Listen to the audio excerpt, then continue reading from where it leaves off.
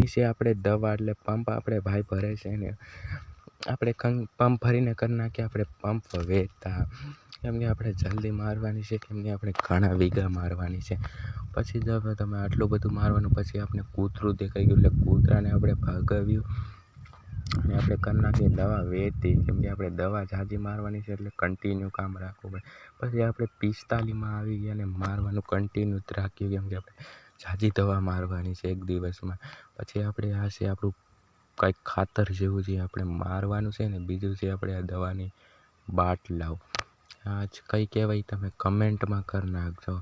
અને હવે આપણે ખાલી 2 જ પંપ રહી ગયા એટલે આપણે એને મારી અને જાય ખાવા. અને આ છે આપણો પંપ. પછી આપણે આવી ગયા આપણે બપોર પછી ગાડા ભરીને આપણે બીજી માંડવીમાં મારવાની, કેમ કે આપણે કુંડી નથી એટલે પછી આપણે માપ્યું ભૂલી ગયા એટલે ધક્કો થાય. પહેલી દા બૂટ ને આજનો મિની બ્લોગ અહીંયા જ પૂરો. બાય બાય ને ટાટા.